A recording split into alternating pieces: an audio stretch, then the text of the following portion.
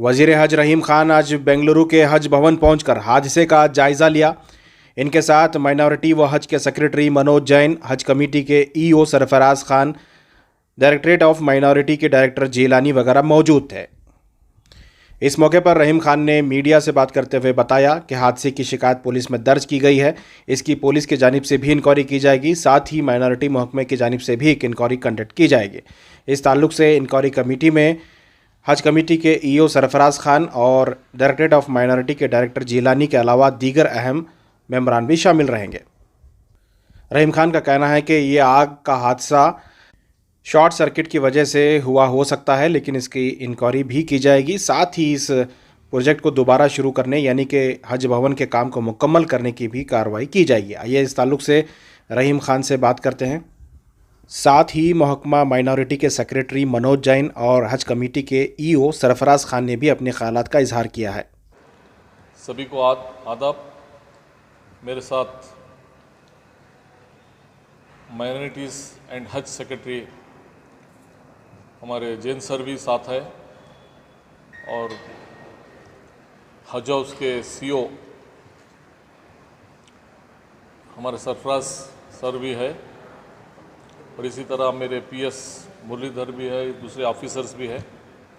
यहाँ पे housing board के चीफ इंजीनियर्स को भी बुलाए गए हैं, पुलिस डिपार्टमेंट के रिस्पॉन्सिबल उनको भी बुलाया गया है और ऑलरेडी फायर वालों को भी इसके बारे में इंक्वायरी करने के लिए बोल दिया गया है और इस रिलेटेड इलेक्ट्रिसिटी डिपार्टमेंट के इंजीनियर्स को भी, उनके इंस्पेक्टर्स रहते हैं उनके डिपार्टमेंट में, कि ये किस तरह से शॉर्ट सर्किट हुआ है उसकी भी इंक्वायरी चालू करने के लिए ऑर्डर कर दिए हैं और टोटली इस केस के लिए एक कमेटी बना के इंक्वायरी के लिए ऑर्डर ऑलरेडी कर दिए गए। तो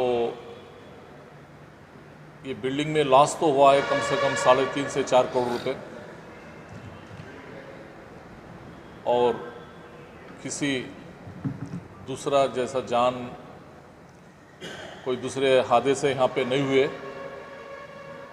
ये खुदा का बहुत बड़ा करम है। तो इसके लिए इमीडिएट उसको फास्ट करा देंगे फंक्शन हॉल के लिए। और जहाँ पे IAS KS के स्टूडेंट्स, कुछ थोड़े स्टूडेंट्स थे, वो ट्रेनिंग कंटिन्यू जो पीछे बिल्डिंग है उसको भी कंटिन्यू करना बोल के बोले। तो इस तरह से जो भी है इमीडिएट एक्शन लेंगे। गलती कहाँ है, किस लिए ऐसा हुआ? अभी तक तो जो माहिती आई, इन्फॉर्मेशन आई है शॉर्ट सर्किट से, क्योंकि जो काम करने वाले थे उन्हीं के सामने हुआ है बोल के इन्फॉर्मेशन है। फिर भी इसके लिए क्योंकि इंक्वायरी रिपोर्ट होना ज़रूरी है, तो उसके लिए गवर्नमेंट से इंक्वायरी कमेटी बिठा के इमीडिएट इंक्वायरी करना बोल के ऑलरेडी ऑर्डर इश्यू हो गए। जैसा 2-4 दिन में इंक्वायरी आएगी तो करेक्ट पता चलेगा। आपकी हाजिरी काफ़ी देर से हुई है, शनिचर का यह मामला है। मैं कल मुझे उस दिन रात में कल परसों रात में मुझे इन्फॉर्मेशन मिला, कल एक बिदर में हमारा CWC मेंबर बेल्लारी के जो MP है उनका सम्मान कार्यक्रम 15 दिन पहले ही फिक्स हो गया था। तो बिदर में उनका एक प्रोग्राम था, दूसरे गवर्नमेंट के 1-2 प्रोग्राम थे, उसकी वजह से मैं वो प्रोग्राम कल किया हूँ, करके सीधा इधर आया हूँ। तो साथ ही हमारे ज़मीर साहब भी और कृष्णा बैरागौड़ा भी विज़िट किए हैं, पूरे ऑफिसर विज़िट किए हैं और कंटिन्यू मैं ऑफिसर से कम्युनिकेट में था। और मेरे एक PA इनूस सर, वो मेरे साथ ऑलरेडी मैं यहाँ पे भेज के था। ऐसा आज इनॉग्रेशन के टाइम में CM से मुतालबा किया गया था कि 5 करोड़ जो है एडिशनल दिया जाए, वो अमाउंट आया है क्या कमेटी का? वो भी आएगा ऑलरेडी, क्लियर फाइनल स्टेज पे है। फाइनेंस में CM तो क्लियर कर दिए हैं, फाइनेंस वाले 1 वीक में क्लियर करेंगे। CM ऑलरेडी क्लियर करके। अभी ये जो नुकसान हुआ है इसके लिए अलग से प्रपोजल जाएगा, किस तरह कैसे होगा? अलग से प्रपोजल हम भी बना रहे हैं क्यों। हाँ, हम भी बना रहे हैं, लेकिन इसकी हम अभी के जो कॉन्ट्रैक्ट जिसको दिए थे KRDL वाले, तो वो अभी हमको हैंड ओवर नहीं किए। तो उनकी जिम्मेदारी बनती है कि फिर से वो सही करके पूरा बना के हमको हैंड ओवर देना चाहिए। तो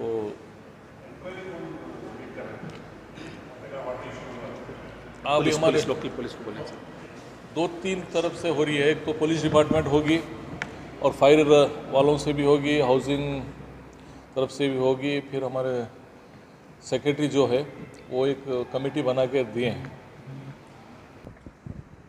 खासकर मैं हज भवन में जितने वॉलंटियर्स थे और दूसरा स्टाफ था, मैं उनको बहुत बहुत शुक्रिया अदा करता हूँ, क्योंकि वॉलंटियर्स की भी बहुत मदद रही यहाँ पे। और फायर डिपार्टमेंट, पुलिस डिपार्टमेंट, हमारे प्रेस मीडिया, मैं सभी का बहुत बहुत शुक्रिया अदा करता हूँ, धन्यवाद बोलता हूँ कि बहुत ही इमीडिएट सीरियसनेस लेके ये प्रॉब्लम को सॉल्व किए हैं और सभी ऑफिसर्स को भी इसमें इन्वॉल्व किए हैं। तो मैं सभी का शुक्रिया अदा। कमेटी में एक तो हज कमेटी के ईओ सरफराज साहब है, दूसरा हमारे डायरेक्टर साहब, क्योंकि यहाँ पे IAS का सब ट्रेनिंग चल रहा था, तो ये 2 अधिकारी के नेतृत्व में और 3 डिपार्टमेंट, जैसे जो शॉर्ट सर्किट से रिलेटेड हुआ है वो इलेक्ट्रिकल डिपार्टमेंट दे सकता है, तो बेस्कॉम और इलेक्ट्रिकल इंस्पेक्टरेट को डायरेक्शन अभी ओरली गया है, अभी राइटिंग में अभी चला जाएगा। दूसरा पुलिस की इंक्वायरी ऑलरेडी शुरू हो गई है।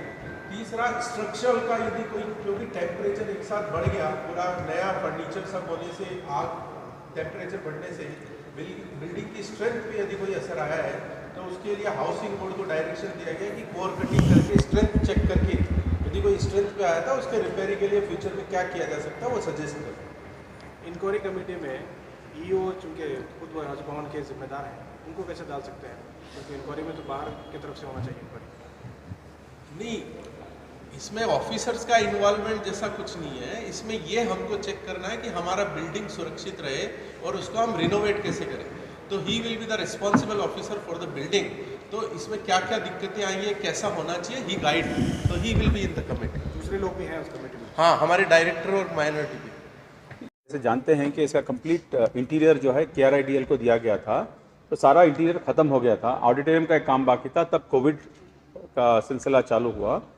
तो कोविड के सिलसिले में हम लोग ऑडिटोरियम का काम नहीं कर सके, क्योंकि लास्ट 2 साल से ये हज भवन BBMP के कंट्रोल में था। जब मैं उधर जॉइंट कमिश्नर था, इंचार्ज था, तो उनके हाथ में था।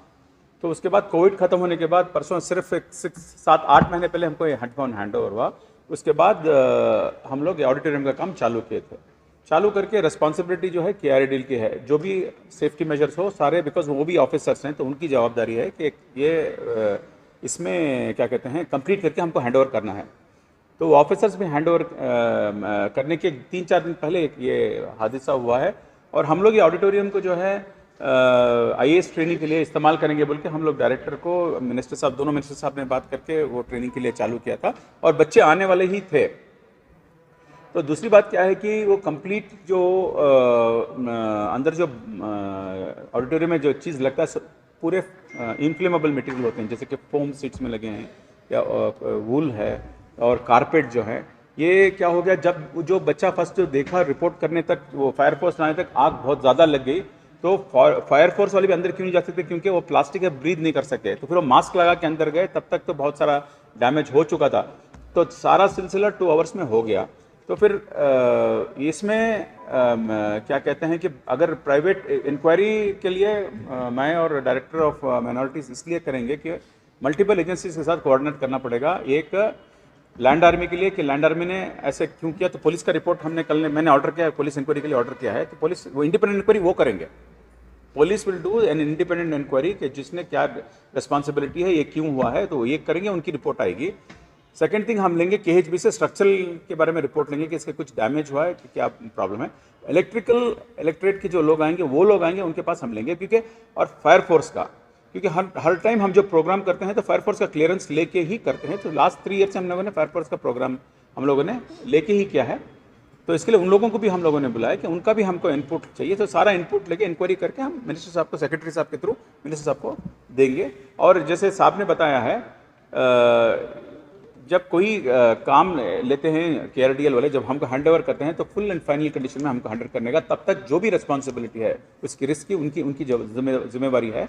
और सेकंड थिंग क्या है कि वो गवर्नमेंट डिपार्टमेंट को इंश्योरेंस, या तो इंश्योरेंस क्लेम कर सकते हैं, या तो उनके CSR में कर सकते हैं, या खुद अपने प्रॉफिट में कर सकते हैं। क्योंकि हम लोग जब काम देते हैं तो उनका एक SR रेट के ऊपर हम इनको सर्विस चार्जेस बोल के देते हैं, उसके सर्विस चार्ज में उन लोगों को बनाना पड़ेगा।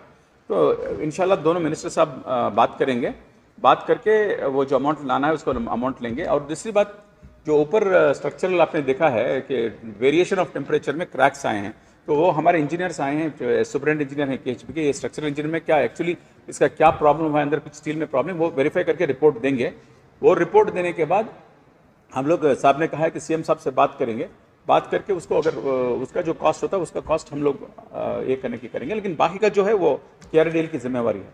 KRDL का जो प्रोजेक्ट है ये सिर्फ ऑडिटोरियम तक है या पूरा हज भवन का था, ये कंप्लीट हो गया था, अब ये लास्ट प्रोग्राम था। जैसे मैं आपको बताया था कि ऑडिटोरियम का हम लोगों ने क्यों नहीं लिया, कोविड के लिए अब फ्री नहीं था हज भवन। अच्छा, इंश्योरेंस है हज भवन? वो करेंगे ना, उनकी जवाबदारी है KRDL की। अच्छा, कंप्लीट होने के बाद ही हाँ, क्योंकि हज भवन भी still has not been handed over to Haj committee, still Haj committee, it is not with Haj committee. तो उसके BBMP में उसके खाते का वो सिलसिला चल रहा है, 6-7 मंथ से इसके रिकॉर्ड्स वगैरह क्रिएट करके वो खाता हो रहा है। उसके बाद हज कमेटी को हैंड ओवर करने के बाद उनकी जवाबदारी होगी। तो बाकी का इंश्योरेंस का जो काम किए हैं वो क्या कहते हैं, वो जो KRDL में लिया उन लोगों की जवाबदारी है, इंश्योरेंस उनकी जिम्मेदारी है। हाँ, तो जो भी है उनको, वेदर वो इंश्योरेंस हो, वो प्रॉफिट हो, उनकी जवाबदारी है कि जितना भी खर्च होगा वो हमको वापस करके जो स्टेज में जो हमारा जो एग्रीमेंट हो उस हिसाब से हमको देना पड़ेगा बस।